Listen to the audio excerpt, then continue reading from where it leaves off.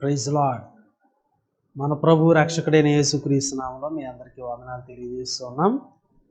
Bethel Baptist church Kakinada యొక్క పరిశుద్ధ ఆదివారపు ఆరాధనకు ప్రేమపూర్వకమైనటువంటి ఆహ్వానాన్ని పలుకుతున్నాం. మనమందరం లేచి నిలబడిన ఎడల స్తుతి కీర్తన పాడుకున్నట్టు ద్వారా ఈ ఆరాధనను ప్రారంభించుకున్నాము. స్తుతి కీర్తన పాడుకున్నాం. పితృపుత్ర శుద్ధాత్మాలై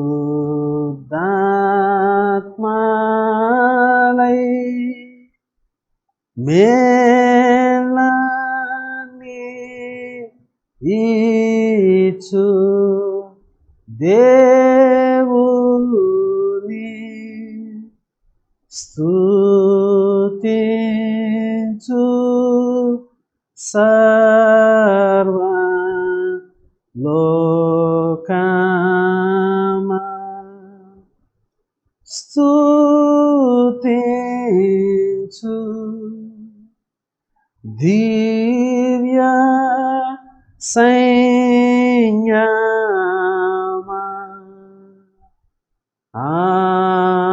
ఆమేన్. యెహోవాను స్తుతించుడి, నా ప్రాణమా యెహోవాను స్తుతింపుము. నా జీవితకాలమంతయు నేను యెహోవాను స్తుతించెదను. నేను బ్రతుకు కాలమంతయు నా దేవుని కీర్తించెదను. యెహోవా నిరంతరము ఏలును. సియోను నీ దేవుడు తరములన్నిటిను రాజ్యము చేయును. యెహోవాను స్తుతించుడి. ప్రార్థన చేయుదాం. జీవము కలిగిన మా ప్రియ పరలోకపు తండ్రి, నీ పరిశుద్ధ నామానికి వందనాలు స్తోత్రాలు చెల్లిస్తున్నాం. గతించిన పునరుత్థాన దినము నుండి ఈ పునరుత్థాన దినం వరకు మమ్మల్ని అందరినీ సజీవుల లెక్కలో ఉంచి ఈ దినాన నిన్ను కీర్తించడానికి, గణపరచడానికి, మహిమపరచడానికి, ఆరాధించడానికి మాకు అనుగ్రహిస్తున్నటువంటి కృపను బట్టి నీకు వందనాలు. ఇదిగో ప్రభువా, మేము మా గృహాల్లో ఉండి నాయనా మేము ఉన్న ప్రదేశంలో నుండి నిన్ను ఆరాధన చేయడానికి మీరు మాకు అనుగ్రహించినటువంటి ఈ యొక్క సాంకేతిక పరిజ్ఞానాన్ని బట్టి ప్రత్యేకంగా నిన్ను స్తుతిస్తున్నాం. ఈ వారం అంతట్లో నీ కాపుదల సంరక్షణను బట్టి నీకు స్తోత్రాలు. దేవా, నిన్ను ఆరాధిస్తూ ఉంటుండగా ఇదిగో ప్రభు దినమును మేము పాటిస్తూ ఉంటుండగా సత్యముతో కూడిన ఆత్మతో నిన్ను ఆరాధన చేయడానికి మాకు నేర్పించండి. దేవా, ఆ విధంగా ఆరాధన చేయడానికి కావాల్సినటువంటి సామర్థ్యతను కూడా మాకు ప్రసాదించమని వేడుకుంటున్నాం. ప్రతి విధమైన ఆటంకములను మీరు పారద్రోలండి. ఈ ఆరాధనాంతర ద్వారా నీ నామానికి మహిమ, మా జీవితాలకు దీవెన ప్రసాదించమని ప్రభు రక్షకుడైన యేసుక్రీస్తు నామములో ప్రార్థిస్తున్నాము తండ్రి. ఆమేన్. మనమందరమును ఆ విధంగానే నిలిచి ఉంటుండగా ఆంధ్ర క్రైస్తవ కీర్తనల పుస్తకం నుండి 35వ కీర్తన పాడుకుందాం.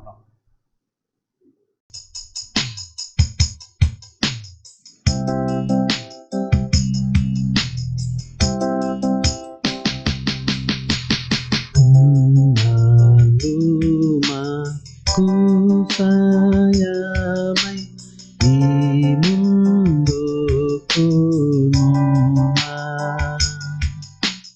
యున్నత గృహమందవై యోపేడు దైవమా ఏలాటి బాదాయు వచ్చు ఏపిలో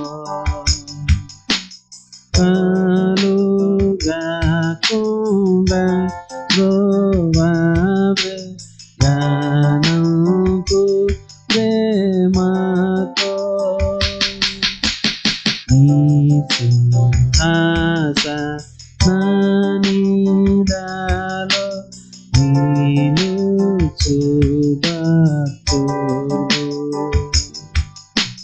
భయంబు చింతబాధలను జయించి ముందురు చారం ఊలెల్లాను జనించు కంటెను నరతారలను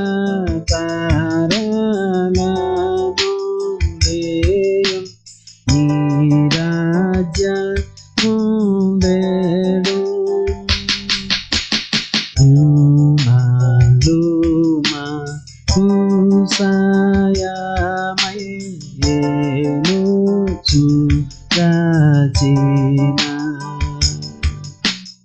ఉన్నత ప్రభు ప్రేమతో మన్నించు ఉంటాను.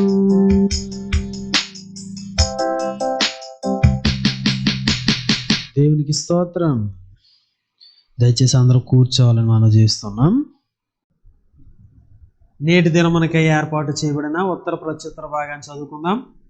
కీర్తనల గ్రంథం నుండి 18వ కీర్తన 1వ చరణం నుండి 10వ చరణం వరకు చదువుకుందాం. 10వ చరణాన్ని అందరం కలిసి చదువుకుందాం.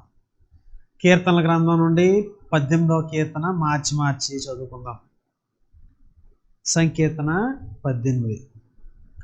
యెహోవా నా బలమా, నేను నిన్ను ప్రేమించుచున్నాను. యెహోవా నా సైన్యము, నా కోట, నన్ను రక్షించువాడు, నా కేడము, నా రక్షణ శృంగం, నా ఉన్నత దుర్గం, నా దేవుడు, నేను ఆశ్రయించుచున్న నా దుర్గం. కీర్తనీయుడైన యెహోవాకు నేను మొర్రపెట్టగా ఆయన నా శత్రువుల చేతిలో నుండి నన్ను రక్షించును. మరణ పాశములు నన్ను చుట్టుకొనగను, భక్తిహీనులు భరత పురుల వలె నా మీదికి పడి బెదిరింపగను.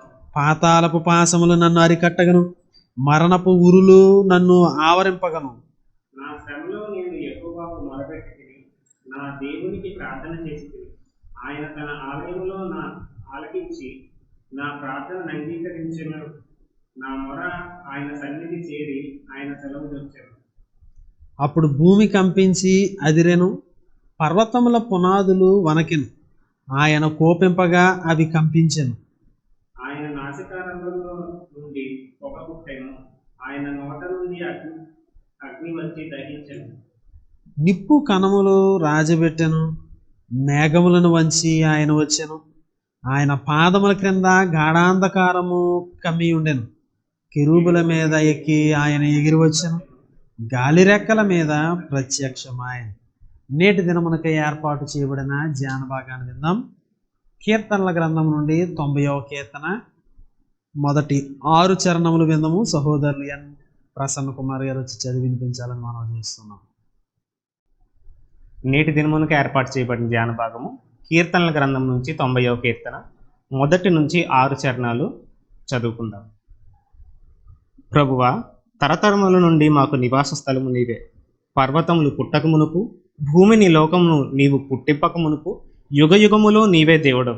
నీవు మనుషులను మంటికి మార్చుచున్నావు, నరులారా తిరిగి రండని నీవు సెలవిచ్చుచున్నావు. నీ దృష్టికి 1000 సంవత్సరములు గతించిన నిన్నటి వలెనున్నవి, రాత్రి అందలి ఒక జాము వలెనున్నవి. వరద చేతనైనట్టు నీవు వారిని పారగొట్టి వేయగా వారు నిద్రింతురు. ప్రొద్దున వారు పచ్చగడ్డి వలె చిగురింతురు. ప్రొద్దున అది మొలచి చిగురించును, సాయంకాలము నాది కోయబడి వాడబారును. దేవుడు తన పరిశుద్ధ వాక్యమును దీవించునుగాక. ఆమేన్. ప్రియులారా, కొద్ది నిమిషాలు దేవుని యొక్క సన్నిధిలో మనం అందరం తలలు వంచి విజ్ఞాపన ప్రార్థనలో గడుపుదాం. మన దేవుడు సర్వశక్తి కలిగినటువంటి దేవుడు, దీర్ఘశాంతము కలిగినటువంటి వాడు, కృపామయుడు. ఆయనకే వందనాలు చెల్లిస్తూ ఈ యొక్క ప్రస్తుత ప్రపంచ పరిస్థితిని, మరి ముఖ్యంగా మన దేశ పరిస్థితిని ప్రభు పాదాల దగ్గర తీసుకుని వెళ్దాం. కరోనా చేత ఎంతో ఇబ్బంది పడుతున్నటువంటి ప్రతి విధ దశలలోనూ దేవుడు సహాయం చేయనట్లుగా ప్రతి ఒక్కరికి మనం కృపను వేడుకుందాం.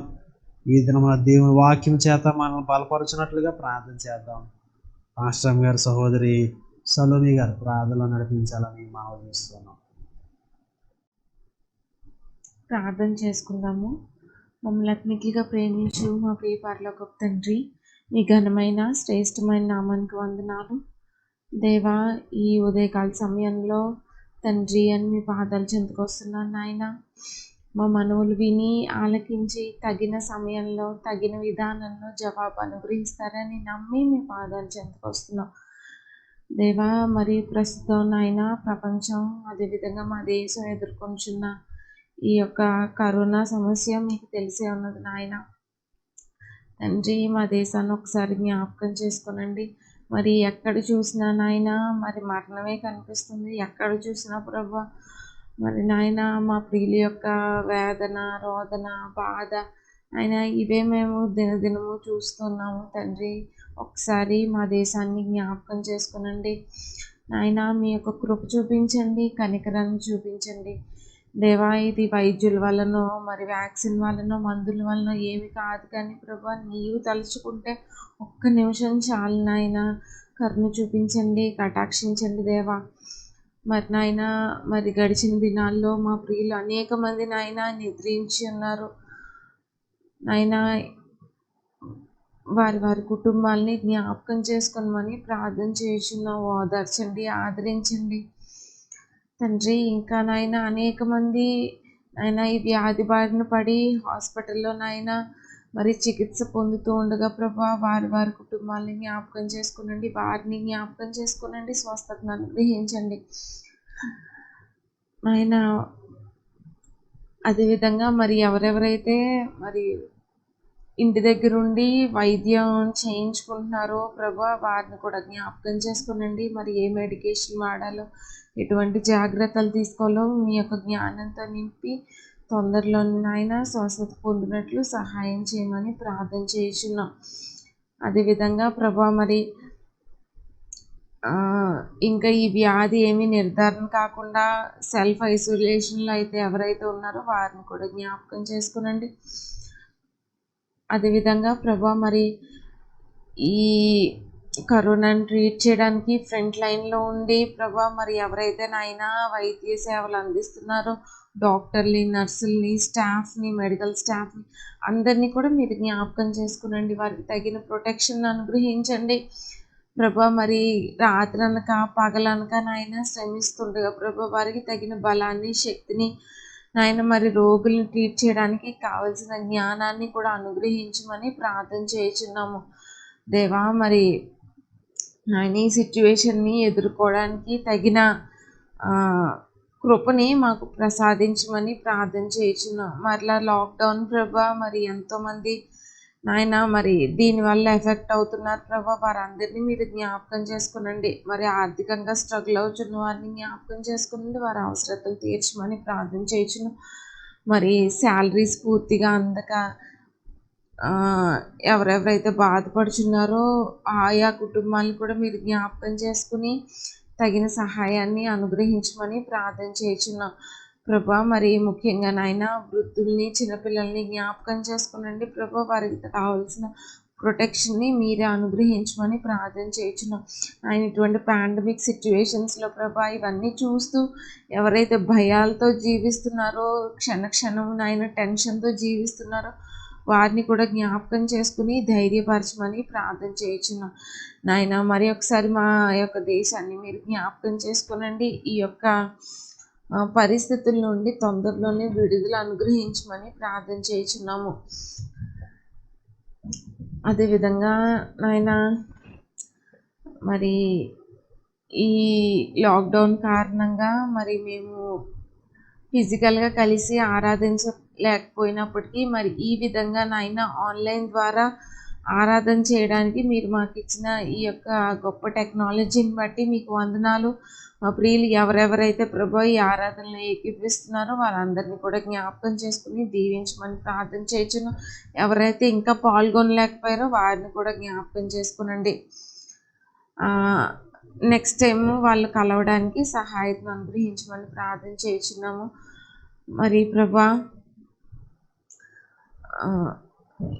ఈ దినాన ప్రభా మరి మీ వాక్యం ద్వారా నాయన మా హృదయాలతో మీరు మాట్లాడండి నాయన. మా హృదయాలకి అవసరమైన వాక్కులను మీ సేవకుల ద్వారా మీరు అందించమని ప్రార్థన చేయుచున్నాము ప్రభా. మేమందరం కూడా నాయన విని విడిచిపెట్టే వారంగా కాకుండా విని నాయన మా హృదయాల్లో వాక్యాన్ని భద్రపరుచుకుని ఆ ప్రకారంగా జీవించే వారంగా ఉండడానికి సహాయం చేయండి.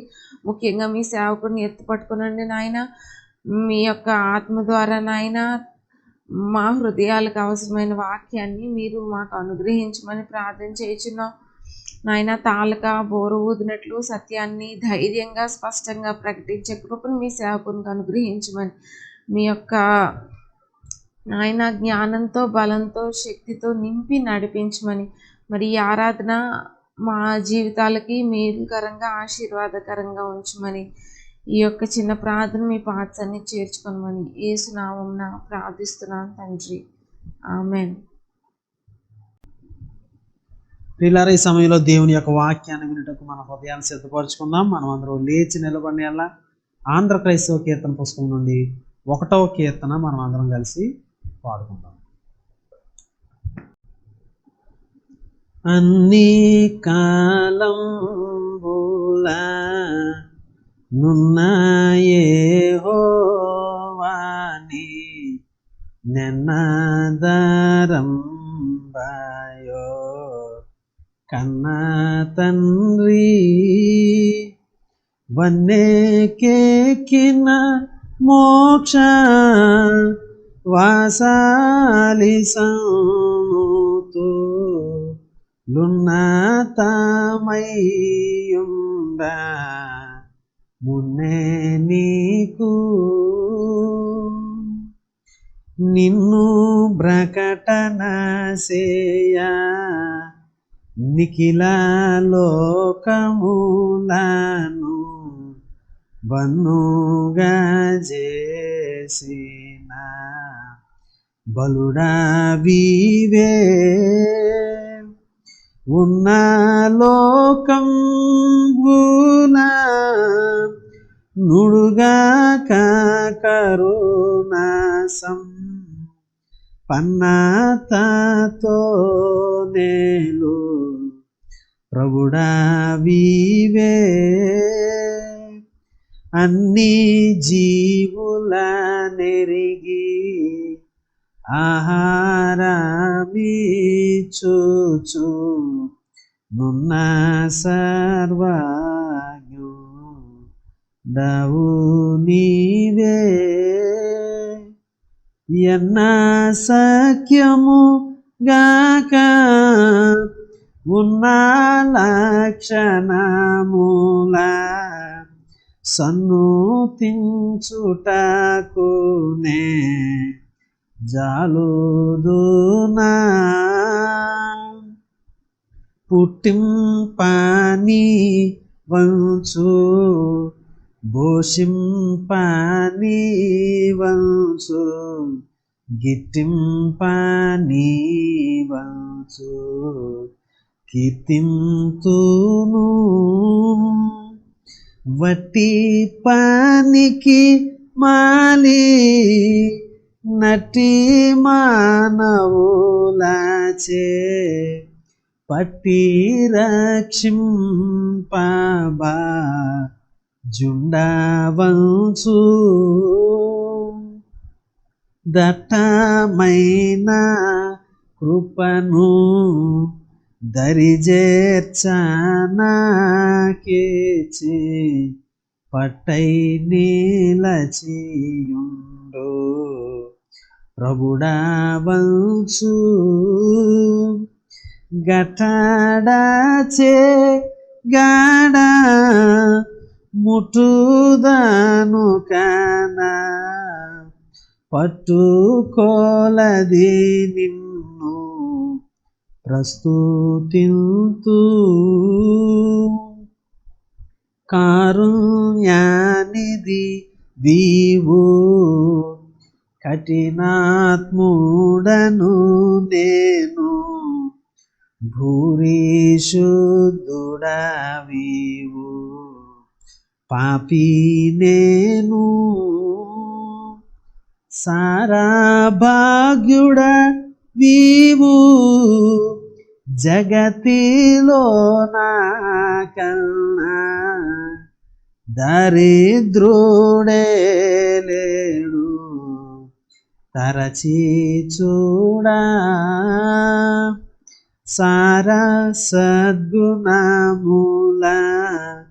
సంపన్నుడవు నీవు ఘోర దుర్గుణ సంచారి నేను ఏ రీతి స్తుతియుతు ఏ రీతి సేవితు నెరమెల్లక ప్రోవా నెరనమ్మితి అల్లి కాలంబులా నున్న యెహోవాని ఆరంభయో కన్న తండ్రి. దేవునికి స్తోత్రం. దయచేసి అందరూ కూర్చోవాలని మనవి చేస్తున్నాం. ఈ సమయంలో కొద్ది నిమిషాలు దేవుని యొక్క వాక్యాన్ని ధ్యానం చేద్దాం. బైబిల్ గ్రంథాన్ని పైకెత్తుదాం. బైబిల్ ధ్యానాన్ని పాడుకుని ధ్యానంలోకి వెళ్దాం. వాక్యమును యాకోబుకు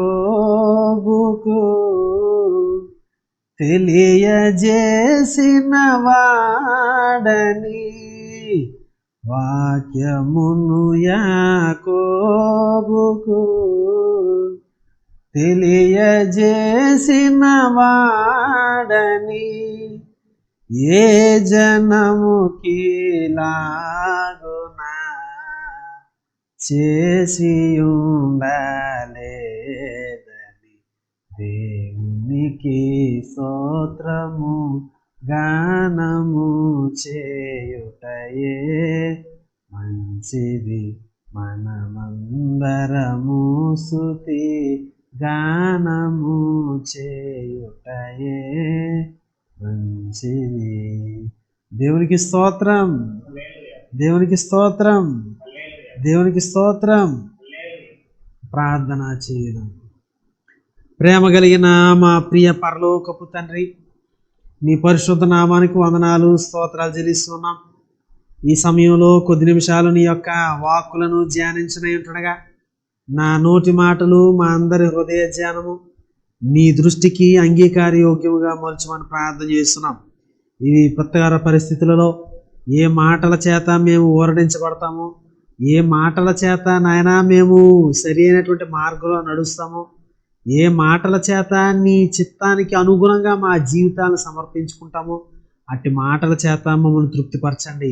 నీ వాక్కులను మేము స్వీకరించడానికి వినయ విధేయతలను మాకు ప్రసాదించమని వేడుకుంటున్నాం. వినుబుద్ధిని పుట్టించండి. ఇదిగో నీ సేవకుడను సిలువ చాటును మరుగుపరచండి. తాళక బోర ఊదినట్లు సత్యమును స్పష్టముగా ధైర్యముగా ప్రకటించే కృపనివ్వండి. క్రీస్తు యేసు పేరట ప్రార్థిస్తున్నాము తండ్రి, ఆమేన్. ప్రభు రక్షకుడైన యేసు క్రీస్తు నామములో ప్రతి ఒక్కరికి వందనాలు తెలియజేస్తున్నాం. ప్రియులారా, మనము 90వ కీర్తన ధ్యాన భాగముగా చదువుకోవడం జరిగింది.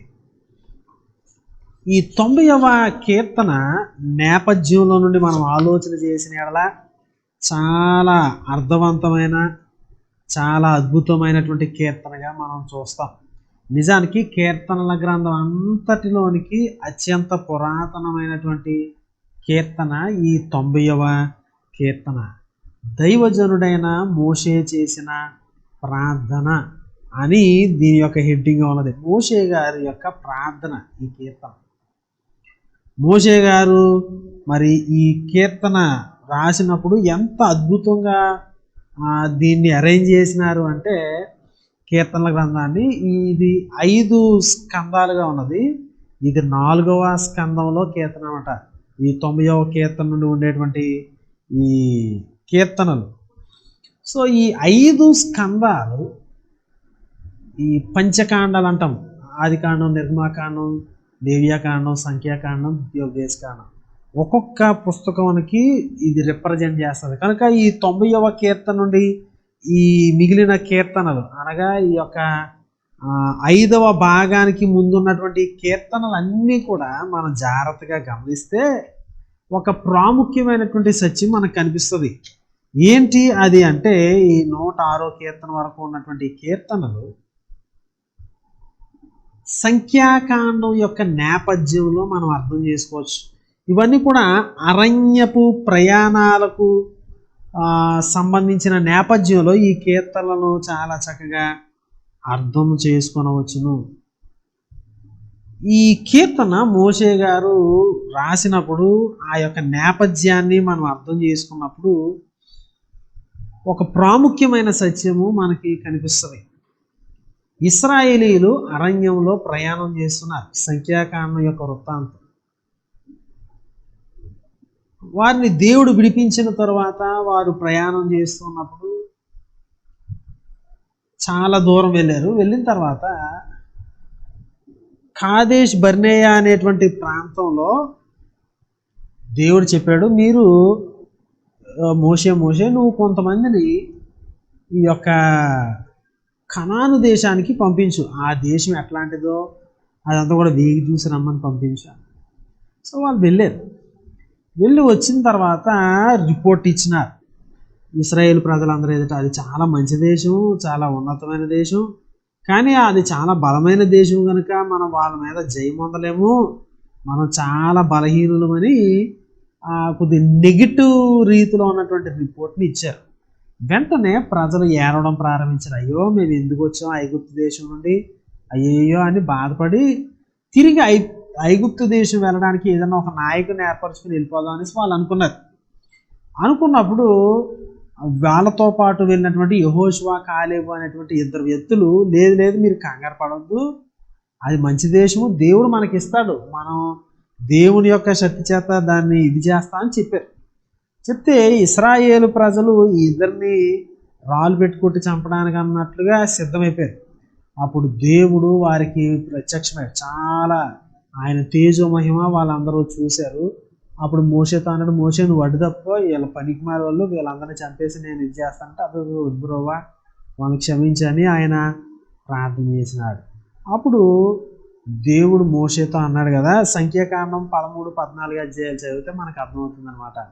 ఆయన అన్నాడు, మోషే వీళ్ళు ఈ 10 మార్లు నన్ను శోధించారు, భోజనం లేదంటారు, మాంసాహారం లేదంటారు, ఇంకోటి లేదంటారు, వీళ్ళు నన్ను చాలా విసిగించారు, ఈ 10 మార్లు నన్ను బాగా శోధించారు, కనుక 20 సంవత్సరాలు ఆ ఐగుప్తు దేశం నుండి బయటకు వచ్చిన తర్వాత లెక్క పెట్టినటువంటి 20 సంవత్సరాలు మొదలుకొని లెక్క పెట్టబడినటువంటి ఈ కాల్బాలం అంతా కూడా ఈ 6,03,000 మంది కూడా ఈ అరణ్యంలోనే రాలిపోతారు. వాళ్ళు కనాను దేశానికి వెళ్ళరు. అఫ్కోర్స్ కాలేబు యెహోషువ వెళ్తారు, కానీ వీళ్ళెవ్వరూ కూడా ఈ 6,03,000 మంది కాల్బాలము ఎట్టి పరిస్థితిలో వెళ్ళరు, ఈ అరణ్యంలో రాలిపోతారు అని దేవుడు చెప్పాడు. వాళ్ళు చాలా బాధపడ్డారు, కానీ వాళ్ళ తిరుగుబాట్లు, వారి యొక్క సనుగుడు, వారి యొక్క ఇవన్నీ కూడా చాలా నష్టాన్ని కొని తెచ్చినాయి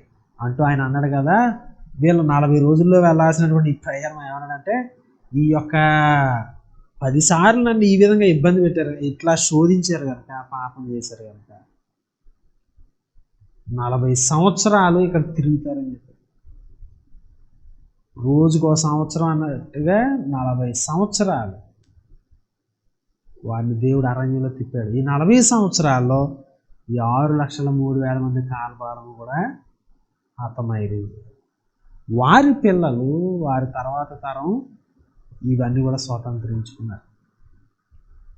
సో అట్లాంటి పరిస్థితిలో ఈ సంఖ్యాకాండంలో అనేకమైన తిరుగుబాట్లు, ఇవన్నీ మిరియాము వీళ్ళందరూ తిరుగుబాటు చేయడం, ఆ తర్వాత 20వ అధ్యాయంలో మిరియాము మరణించడం, ఆ తర్వాత మోషే దేవుడు చెప్పింది కాకుండా వేరేది చేయడము, ఆ తర్వాత అహరోను మరణించడం, ఇవన్నీ కూడా సంఖ్యాకాండంలో రాయబడ్డాయి. చాలా విషాదకరమైన పరిస్థితులన్నీ కూడా జరిగాయి. ఇంతలోకి జరిగినటువంటి విషయం ఏంటంటే, కోరహు అతనితో ఇంకా దాతాను ఇంకా కొంతమంది అహరోను మోషేల మీద తిరుగుబాటు చేశారు. ఈ తిరుగుబాటు చేసినప్పుడు చాలా ఇదైంది. దేవుడు స్వయంగా ప్రత్యక్షమై దేవుని యొక్క మహిమను వారికి కనపరిచినప్పుడు ఆ యొక్క మోషే గారు చెప్తారన్నమాట, నేను నిజంగా దైవజనుడు అయితే ఈ మామూలు మరణం వీళ్ళకి రాదు, అంటే భూమి నెరవిడుస్తుంది. ఆ కోరహు కుటుంబాలు ఇంకా మిగిలిన కుటుంబాలు సుమారు 250 మంది ధూపార్తులు తెచ్చిన వాళ్ళు, ఇంకా కొన్ని కుటుంబాలు భూమి మింగేస్తుంది. ఇంత స్పష్టంగా దేవుడు కార్యం చేసినా ఈ యొక్క జనులు ఏమంటారంటే, మీరు దేవుని యొక్క ప్రజలను చంపేశారు అంటారు. అంటే భూమి నెరవిడిచి మింగెత్తే మీరు ఇలా చేశారు దేవుడు పెట్టాలని మోషే అహరోనుల మీద వాళ్ళు తిరుగుబాటు చేసినంత పని చేశారు. అప్పుడు దేవుడు వాళ్ళ యొక్క సనుగుడికి చాలా కోపం వచ్చి ఒక తెగులు పంపించాడు. అయ్యో తెగులు వచ్చింది, దీన్ని ఆపాలని అహరోను పంపడం, అతడు చచ్చిన వాళ్ళకి బతిన వాళ్ళకి మధ్యలో నుంచోడు, ఇవన్నీ జరిగింది. కానీ అంతలోనే 14,700 మంది చనిపోయారు. 14,700 మంది కొన్ని నిమిషాల్లో ఈయన పరిగెత్తుకెళ్ళి అక్కడ నుంచుని సమయంలో 250 మంది, 14,700 అటు ఇటుగా ఇంకా కుటుంబాలు కలుపుకుంటే సుమారు 15,000 మంది ఒకే రోజున మరణించారు. 15,000 సుమారు కుటుంబాల్లో బిడ్డలు మరణించారు, తండ్రులు మరణించారు, తల్లులు మరణించారు. 15,000 కుటుంబాల్లో కన్నీరు. 15,000 కుటుంబాలు, 15,000 మంది ప్రజల యొక్క కుటుంబాలు కొన్ని నిమిషాలు ఒకేసారి.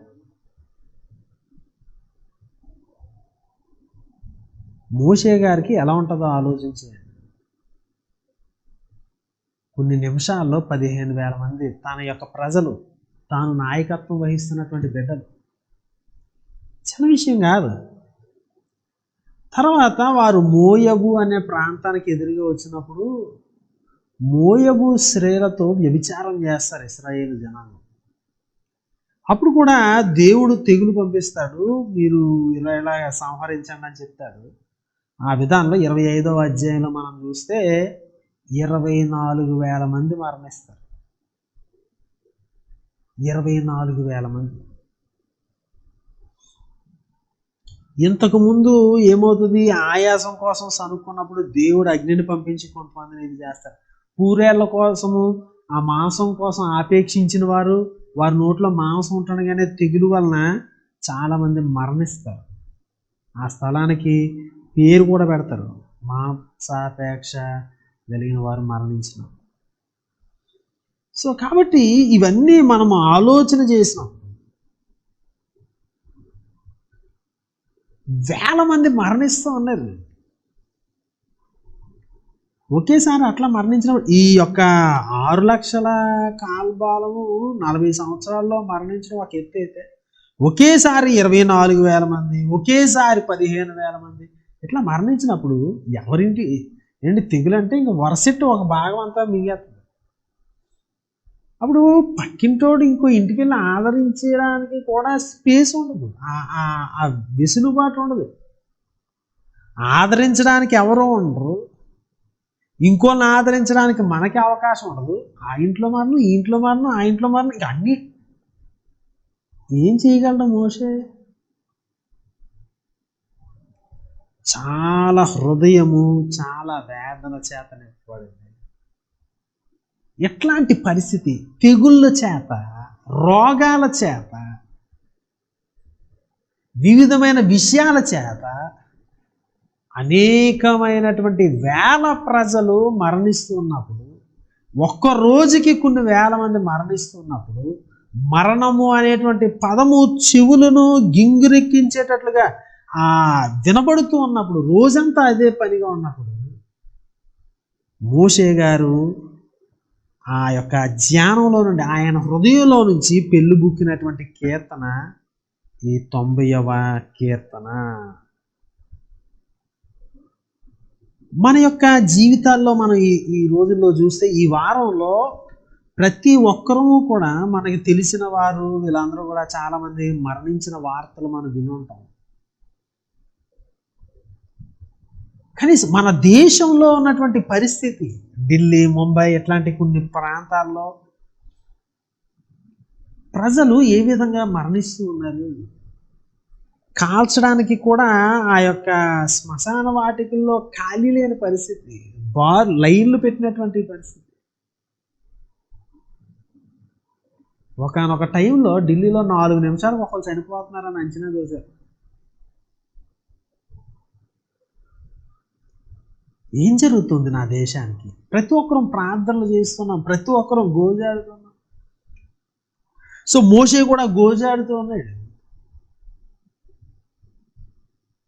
వీళ్ళ మరణం, వాళ్ళ మరణం, వీళ్ళ మరణం, ఇవన్నీ మోషే యొక్క హృదయాన్ని అట్లా నడిపించాయి.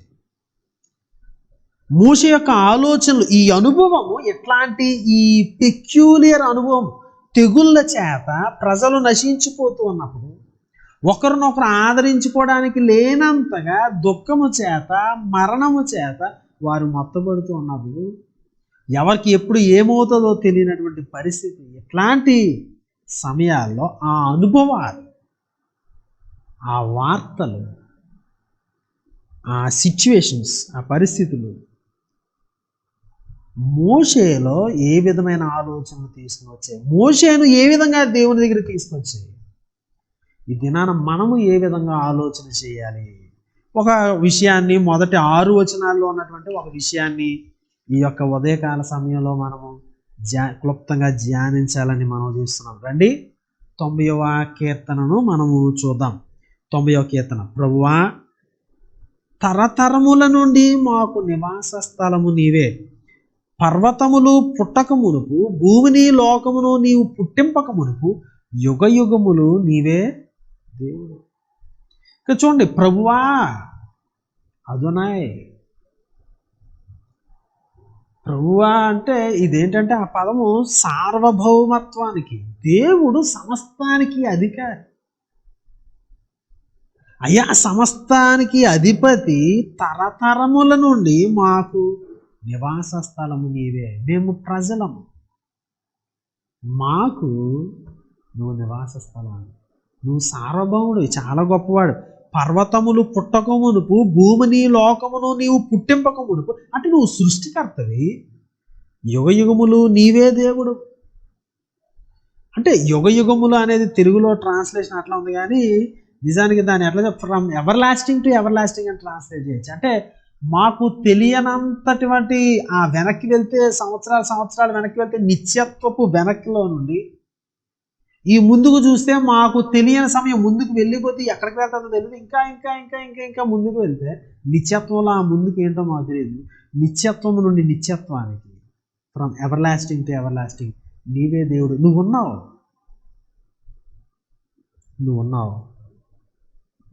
చూడండి, నీవు మనుషులను మంటికి మార్చుచున్నావు, నరులారా తిరిగి రండి అని నీవు సెలవిచ్చుచున్నావు. మేము ఎక్కువ కాలం ఉండేవాళ్ళం కాదు, తిరిగి ఇంటికి వచ్చేసేటువంటి వాళ్ళం. నీ దృష్టికి 1000 సంవత్సరములు గతించిన నిన్నటి వలెనున్నవి, రాత్రి అందలి యొక్క జాము వలె ఉన్నవి. నీ యొక్క టైమింగ్కి మా యొక్క టైమింగ్కి చాలా తేడా ఉంది. నీ టైమింగ్ ఎట్లా ఉంది? 1000 సంవత్సరాలు ఏదో నిన్న జరిగినట్టుగా ఉంది నీకు. రాత్రి అందలి యొక్క జాము వలె ఉన్నది అంటే 4 గంటలు. 1000 సంవత్సరాలు ఆయనకి 4 గంటల్లో ఉన్నట్టు ఉన్నది. వరద చేతనైనట్టు నీవు వారిని పారగొట్టి వేయగా వారు నిద్రింతురు. ప్రొద్దున వారు పచ్చగడ్డి వలె చిగిరింతురు. ప్రొద్దున అది మొలిచి చిగిరించును, సాయంకాలం అది కోయబడి వాడబారు. 1000 సంవత్సరాలు నీకు ఎట్లా ఉంది? గతించిన నిన్నటి వలె ఉన్నది. ఏదో రాత్రిలో ఒక జాములో ఒక 4 గంటల్లో ఉన్నది నీకు. వరద ఎట్లా కొట్టుకుపోద్దో అట్లాగా మానవులమైన మేము కొట్టుకుపోతూ ఉంటాం. వరద చేతనైనట్టు నీవు వారిని పారగొట్టి వేయగా వారు నిద్రింతురు. పడుకున్నట్లుగా ఉంటుంది మా ఆయుష్, గడ్డి వలె మా ఆయుష్కాలం చాలా. ఇది ఈ 6 వచనాల్లో ప్రారంభంలో ఆయన దేవుని స్తుతిస్తూ దేవునితో మాట్లాడుతూ చేసిన విషయాలు. అనేక మంది యొక్క మరణం, దేశంలో ఉన్నటువంటి అస్తవ్యస్తత, తెగులు, విషాదకరమైన పరిస్థితులు ఈయనతో ఈ యొక్క ధ్యానాన్ని పలికిస్తున్నాయి. ఏంటి? ప్రభువా, ఇక్కడ ఎవరున్నారు? మోషే గారు అయ్యో వీళ్ళు చనిపోయారని వాళ్ళ గురించి మాట్లాడట్లేదు, బ్రతికిన ఆయన గురించి మాట్లాడట్లేదు. మాకు ఆయన దేశం తరపున ప్రార్థన చేస్తున్నాడు. ఇండివిజువల్గా చేసేది కాదు. మాకు నివాస స్థలము నీవే, మాకు నివాస స్థలము నీవే. తర్వాత మేము క్షీణించుచున్నాము అట్లా క్రిందకు ఉంటుంది. సో కాబట్టి మన దేశము తరపున, ప్రజల తరపున, మరణించిన వారు, బ్రతికిన వారు అందరి తరపున మన యొక్క ఆలోచనలు ఏ విధంగా వెళ్ళాలి, ఏ విధంగా మనం ప్రార్థన చేయాలి అంటే ఇక్కడ 2 విషయాలు కనిపిస్తాయి. ఏంటంటే ఒకటి దేవుడు, రెండోది ప్రజలు. ప్రభువా నువ్వు ఎట్లాగా, మేము ఎట్లాగా. అన్ని కాలముల పాటలో చూడండి, ఇది ఇది 3వ చరణంలో అన్నాడు, నువ్వు కారుణ్యానిధి నీవు, కఠినాత్ముడను నేను, భూరిశుద్ధుడ నీవు,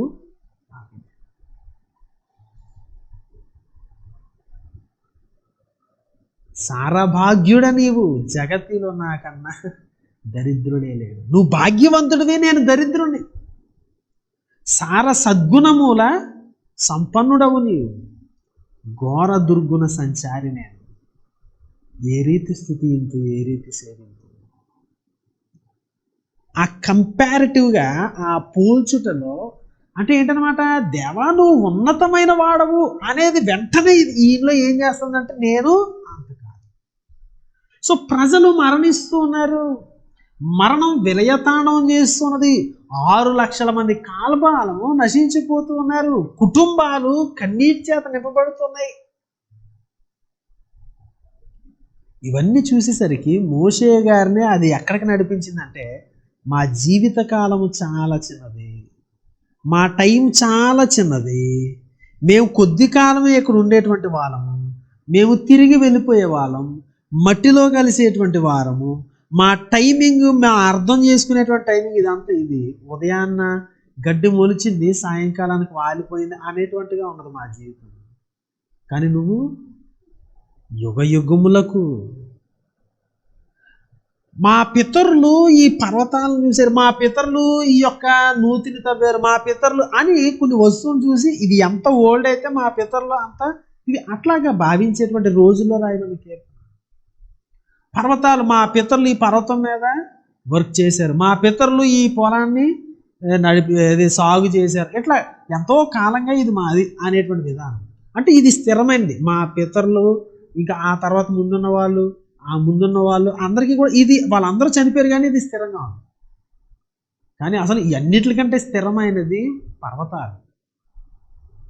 ఈ భూమిని సృష్టించినప్పుడు మొట్టమొదటిగా పర్వతాలు సృష్టించబడ్డాయి అనేది ఆ భావం అనమాట. అక్కడ అసలు ఆ పర్వతాలే కాదు, ఆ పర్వతాలు ఉన్న భూమిని నీవు పుట్టింపక మునిపే నువ్వు ఉన్నావు.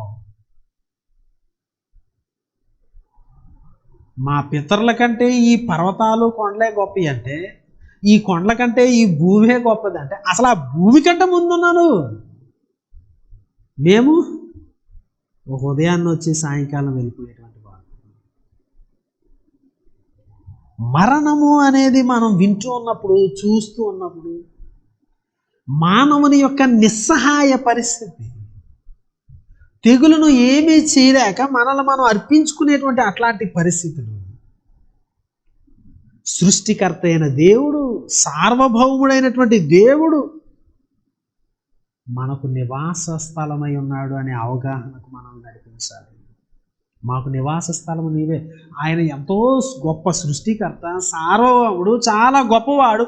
ఆయన టైమింగే డిఫరెంట్, ఆయన ఇదంతా చూసేది వేరు. కానీ మనకు నివాస స్థలంగా ఉన్నాడు ఆయన. మనల్ని పట్టించుకోకుండా ఉండేటువంటి దేవుడు కాదు.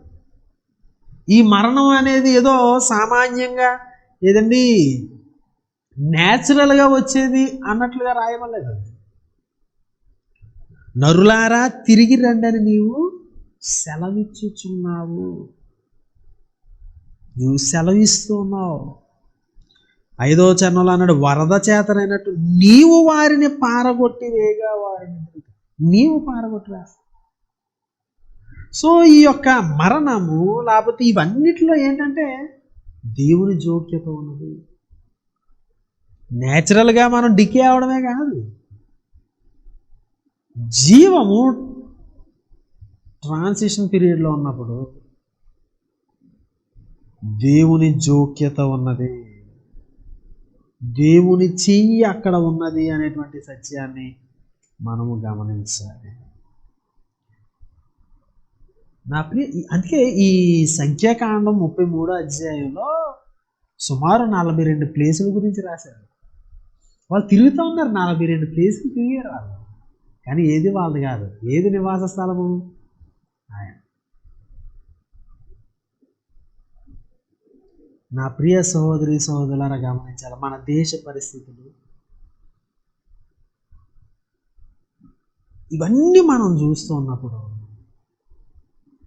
మన యొక్క రెస్పాన్స్ ఎట్లా ఉండాలంటే దేవుణ్ణి చూడడం నేర్చుకోవాలి. ఈ విపత్కర పరిస్థితులు మన యొక్క తలలను, మన మెడను పరలోకం వైపు త్రిప్పాలి, సృష్టికర్త వైపు త్రిప్పాలి, సార్వభౌముడైనటువంటి ఆయన వైపు త్రిప్పాలి. ఈ యొక్క అంటే ట్రాన్సిటరీ సిచ్యువేషన్ అంటే ఏంటంటే మనము అస్థిరులైనటువంటి వారం, అశాశ్వతమైనటువంటి వారం. ఈ తాత్కాలికమైనటువంటి జీవితాన్ని, క్షణకాలం ఉండేటువంటి జీవితాన్ని, కొంతసేపు ఉండి మన దగ్గర వెళ్ళిపోయినటువంటి ఇవన్నీ నిలకడలేనటువంటి మనుషులు మనల్ని శాశ్వతమైన దేవుని వైపు చూసేటట్లు చేయాలి. అది కరెక్ట్ రెస్పాన్స్. మనం దుఃఖంలోనే మునిగిపోక్కర్లేదు, ఇంకోటి అక్కర్లేదు. ఆ దుఃఖం మనల్ని ఏం చేయాలంటే దేవుని వైపు నడిపించాలి. నీకు ఎంత దుఃఖమైనా కానీ దేవుని యొక్క సార్వభౌమత్వం వైపు చూడకపోతే, ఆయన మనకు నివాస స్థలము అనేటువంటి అవగాహనకు మనల్ని నడిపించకపోతే, ఆయన నిత్యుడు, ఇవన్నీ టెంపరీగా ఉండేవి. ఈ ట్రాన్సిటరీ థింగ్స్ పైన, ట్రాన్సిటరీ మనుషుల మీద, క్షణమాత్రం ఉండేటువంటి వ్యక్తుల మీద మనం ఆధారపడ్డామేమో. ఏదంటే మనుషులు మనకు నివాస స్థలంగా చేసుకున్నామేమో. నివాస స్థలము అనేది మనకి సంరక్షణని ఇస్తుంది, నివాస స్థలం అనేది మనకి కంఫర్ట్ని ఇస్తుంది, నివాస స్థలం అనేది మనం ఆదరిస్తుంది. క్షణమాత్రం ఉండే ఈ డబ్బుని ఒకవేళ నీకు నివాస స్థలంగా చేసుకుంటూ ఉన్నావేమో, మనుషులను నీకు నివాస స్థలంగా చేసుకుంటూ ఉన్నావేమో, భౌతిక కట్టడాన్ని నివాస స్థలంగా చేసుకుంటూ ఉన్నావేమో, నీ యొక్క మెడికేషన్ లేకపోతే ఇంకోటి వ్యవస్థలు, వీటిని నీకు నివాస స్థలంగా చేసుకుంటూ ఉన్నావేమో. ఈ యొక్క ఫీబుల్ థింగ్స్ ఇవన్నీ కూడా పోతున్నాయి. ఈ అస్థిరమైనవి ఇవన్నీ కూడా, ఈ డబ్బు మనిషిని బ్రతికించలేకపోతుంది, ఇంకోటి చేయలేకపోతుంది. ఇవన్నీ జ్ఞానము, మనిషి జ్ఞానము కూడా ఏమి చేయలేక ఎంతమందిని బలిగొంటుంది అనేవి ఇవన్నీ చూసినప్పుడు నిత్యుడైన దేవుని వైపు చూడాలి. ఆయన్ను నివాస స్థలంగా, నిత్యము ఉండేటువంటి దేవుని నివాస స్థలంగా చేసుకోవాలి తప్ప టెంపరీగా ఉండే వాటిని నివాస స్థలంగా మనం ఆశించుకోవాలి. అశాశ్వతమైన వాటి మీద మనం మనసు ఉంచుకోవాలి. అన్ని కాలంబులలో ఉన్నటువంటి దేవుని వైపు నీ ఆలోచనలు పరిగెత్తాయా? ఇది నాన్న దేవుడు మనల్ని ప్రశ్నిస్తున్నాడు. ఎంత భయంకరమైన పరిస్థితులు కూడా నిన్ను దేవుని వైపు త్రెప్పకపోతే ఒకసారి ఆలోచన చేసుకో. ప్రభువా, నువ్వు శాశ్వతమైన వాడివి, అసలు నువ్వు నివాస స్థలము, నువ్వు నా రెస్టింగ్ ప్లేసు, నీవు నా కంఫర్టు, నీవు నా సెక్యూరిటీ, నీవు నా సమస్తము అన్నట్లుగా లేకుండా అశాశ్వతమైనటువంటి విధానాల మీద నేను ఆధారపడ్డం ఏంటి అని ప్రశ్నించుకోవాలి. శాశ్వతుడైన దేవుని ఎదుట మనం పరదేశులుగా జీవించాలి. ఇట్లాంటి అనుభవాలు మనలను, మన అశాశ్వతమైన పరిస్థితి, మన నిస్సహాయ పరిస్థితి బలవంతుడైన దేవుని వైపు నడిపించాలి, శాశ్వతుడైన దేవుని వైపు నడిపించాలి. From everlasting to ever lasting, యుగ యుగములు ఉండేటువంటి దేవుడు, ఆయన వైపు మనల్ని నడిపించాలి. దావీదు కాలంలో కూడా ఒకసారి తెగులు వస్తే ఎంత భయంకరమైనటువంటి పరిస్థితి అంటే, జస్ట్ కొన్ని గంటల్లో 70,000 మంది మరణించారు. ఆయన నేర్చుకున్నాడు. మొదటి దినవృత్తాంతాల గ్రంథం చివరి అధ్యాయం మనం చదివితే ఆయన చేస్తూ ప్రార్థన చేస్తూ, మేము అస్థిరులము, మేము టెంపరీగా ఉండేవాళ్ళం, మేము ఎప్పటికీ ఉండేవాళ్ళం అని ప్రార్థన చేశారు. ఎక్కడ నేర్చుకున్నాడు ఆయన? ఈ యొక్క చాలా భయంకరమైన పరిస్థితులను చూసి దేవుడి పరిస్థితులను తీసుకుని వచ్చినప్పుడు మన యొక్క హృదయాలు ఆ వైపుగా మరల్చబడ్డానికి, శాశ్వతుడైన దేవుని వైపు మన ఆలోచన వెళ్ళడానికి, శాశ్వతుడైన దేవుని మనం నివాస స్థలంగా చేసుకోవడానికి. చూడండి, ఆదికాండం 21వ అధ్యాయంలో అబ్రహాము గారి యొక్క జీవితాన్ని గురించి ఒక చక్కటి కామెంట్ రాయబడింది. 33, 34 వచనాలు, చివరి వచనాలు 22 అధ్యాయాలు ఆయన విశ్వాసానికి పరీక్ష. దాని ముందు రాయబడిన మాటలు చూడండి, 33, 34. అబ్రహాము బెయేర్షెబాలో ఒక పిచ్చుల వృక్షము నాటి అక్కడ చూడండి నిత్య దేవుడైన యెహోవా పేరట ప్రార్థన చేసి. నిత్య దేవుడైన యెహోవా, ఆయన నేర్చుకుంటున్నాడు, ఆయన నిత్యుడైన వాడు కనుక వెంటనే ఈయన రెస్పాన్స్ 34వ వచనం, అబ్రహాము ఫిలిస్తీన్ల దేశంలో అనేక దినములు పరదేశిగా ఉండెను. నిత్య దేవుడైన యెహోవా పరదేశిగా అనేక దినాలను గడిపిన అబ్రహాము.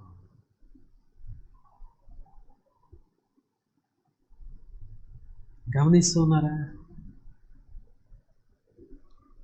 నా ప్రియ సహోదరి సహోదరుల, గడ్డి వంటి మన బ్రతుకులు నిద్రపోయి లేచినట్లుగా అంత సమయం ఉండేటువంటి విధానం. ఒకవైపు నిత్యుడైన దేవుడు, అటువైపుగా మనల్ని నడిపిస్తూ ఉంటుండగా అస్థిరులమైన, అశాశ్వతమైన, చంచలమైనటువంటి, నడకలేనటువంటి మనుషులను, వస్తువులు, పరిస్థితులు, తాత్కాలికమైన, క్షణికమైన, క్షణభంగురమైనటువంటి, అనిత్యమైన, కొంతసేపే ఉండేటువంటి ఈ లోకపు విషయాలు, వీటిని నివాస స్థలంగా చేసుకోకుండా ఈ పరిస్థితులు, వీటిని గూర్చిన ఆలోచన నిత్యుడైన దేవుని వైపు మనం నడిపించడానికి, మన ప్రార్థనలు నిత్యుడైన దేవుని ఆరాధించినట్లుగా నడిపించడానికి, దేవుడు ఏమై ఉన్నాడో నేర్చుకోవడానికి, ఆయన నివాస స్థలంగా చేయడానికి, చేసుకోవడానికి, మనల్ని నడిపించడానికి దేవుడు గొప్ప కృపను ప్రసాదించగాక. 2 తల్ల ఉంచుదాం, ప్రార్థన చేద్దాం. ప్రతి ఒక్కరు తల్ల ఉంచుదాం. దేవుడు ఈ దినాన మనతో మాట్లాడుతున్నాడు. అరణ్యంలో శవాలు రాలిపోతున్నాయి. పరిస్థితులు మనం ఆనందింపదగినగా లేవు. ఒకరినొకరు ఆదరించుకోలేని పరిస్థితి, ఒకరినొకరు కలవలేనటువంటి పరిస్థితి, ఎప్పుడు ఏమవుతుందో తెలియనటువంటి పరిస్థితి, ఎంత డబ్బు పెట్టినా ఏం జరుగుతుందో తెలియదు, ఎంత ఇది చేసినా ఏం జరుగుతుంది, చాలా నిరాశాజనకమైన పరిస్థితి. మన దేశ ప్రజలు స్ట్రగుల్ అవుతూ ఉన్నారు, నాయకులు ఆపడానికి స్ట్రగుల్ అవుతూ ఉన్నారు.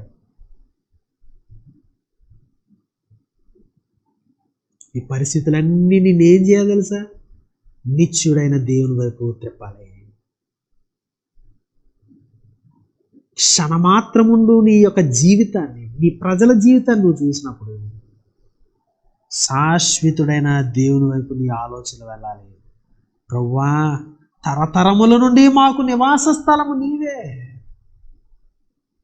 మనుషులు కాదు మా నివాస స్థలం, మా కుటుంబము కాదు మా నివాస స్థలం, మా ఆస్తి కాదు నివాస స్థలం, ఏది కాదు ప్రభువా, మా వ్యవస్థలు కావు మా నివాస స్థలం, నీవు మా నివాసాలు. నువ్వు మమ్మల్ని ఆదరించాలి, నువ్వు మమ్మల్ని సంరక్షించాలి. నేర్చుకోవడానికి సహాయం చేయ ప్రభువా. ఎట్లాంటి పరిస్థితుల్లో కూడా మేము మారకపోతే దానివల్ల ఉపయోగం ఏముందని అడుగుదాం. సర్వశక్తి కలిగిన మా తండ్రి, నిత్యుడైన దేవ, శాశ్వతుడైనటువంటి దేవ, భూమికి పునాదులు వేయకపోతే మమ్మల్ని ఏర్పరచుకుని క్రీస్తులో మమ్మల్ని ప్రేమించిన దేవ, అపారమైన జ్ఞానమును బట్టి నీకు స్తోత్రాలు. నువ్వు సర్వశక్తుడవు, నీకు స్తోత్రాలు. ఓ ప్రభువా, మేము ఎదుర్కొంటున్నటువంటి పరిస్థితులు మేము ఏ విధంగా ఆలోచన చేయాలో మాకు నేర్పించాలని మాకు జ్ఞాపకం చేసినందుకు స్తోత్రాలు. ఈ తాత్కాలికమైనటువంటి నాయన, ఈ తాత్కాలిక ఈ పరిస్థితులు మమ్మల్ని తాకుతూ ఉంటుండగా మేము నిత్యత్వం వైపు చూడడానికి, నిత్యుడైన నీ వైపు చూడడానికి, నిత్యుడైన నిన్ను ఆరాధన చేయడానికి, నిత్యుడైన నీవు మాకు నివాస స్థలం అని మేము గ్రహించి నీకు లోబడ్డానికి మా అందరికీ సహాయం చేయండి, కృపనివ్వండి. మా ఆలోచనలు నిత్యత్వం వైపు వెళ్ళడానికి సహాయం చేయండి. నీవు మాత్రం మమ్మల్ని ఆదరించగలవు, నీవు మాత్రం మమ్మల్ని ముందుకు నడిపించగలవు, నీవు మాత్రమే మా సెక్యూరిటీ, మా సంరక్షకుడు నీవే. నువ్వు మా గురించి పట్టించుకుంటున్నందుకు స్తోత్రం.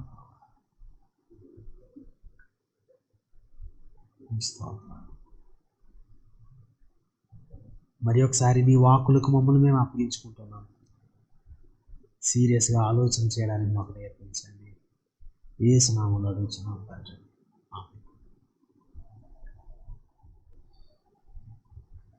ప్రియులారా, ఈ సమయంలో 455 కీర్తన పాడుకున్న ద్వారా మనం సిద్ధపరిచిన కానుకలను మన యొద్దనే పోగు చేద్దాం. నూతన నిబంధన తెలియజేసినట్లుగా కానుకలు ఎత్తబడి యేసు సామిని నేను నా సమస్తమిత్తును నీ సన్నిధిలో వసించి ఆశతో సేవింతును నా సమస్తము నా సమస్తము నా సురక్ష కానికిత్తు నా సమస్తము. ప్రార్థన చేద్దామండి. ప్రియ తండ్రి, ఇదిగో ఎత్తబడిన కానుకలను మీరు స్వీకరించండి.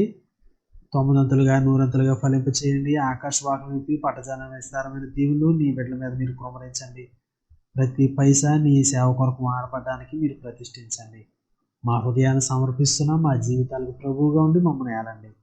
యేసుక్రీస్తు నామములో ప్రార్థిస్తున్నాం. ఆమేన్. ప్రకటనలు విందాము.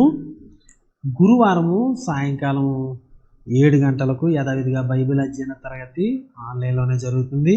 శుక్రవారం సాయంకాలం 7 గంటలకు ఉపవాస ఆరాధన కూడా ఆన్లైన్లోనే జరుగుతుంది. కనుక 7 గంటలకు ప్రతి ఒక్కరూ పాల్గొని దైవ దీవెనలు పొందాలని మనం చూస్తున్నాం. సంఘ యూట్యూబ్ ఛానల్ని, ఫేస్బుక్ పేజ్ని మీరు ఇంకా సబ్స్క్రైబ్ చేసుకోకపోతే సబ్స్క్రైబ్ చేసుకోవాలని, పేజ్ని లైక్ చేయకపోతే చేయాలని మనం చేస్తున్నాం. మీకు తెలిసిన వారికి కూడా పరిచయం చేయండి. వారు కూడా ఆశీర్వదించుకున్నట్లుగా ప్రోత్సహించాలని మనం చూస్తున్నాం. మనం అందరూ లేచి నిలబడి వెళ్ళా ప్రార్థన, ప్రభు నేర్పిన ప్రార్థన ఆశీర్వాదంతో సెలవు తీసుకుందాం. మా ప్రభువా, మా దేవా, నీ పరిశుద్ధ నామానికి వందనాలు. ఈ ఉదయకాల సమయంలో నీ శ్రేష్టమైన వాక్కులను బట్టి, ఈ ఆరాధన బట్టి నీకు వందనాలు. నీ వాక్కులకు లోబడడానికి మాకు సహాయం చేయండి.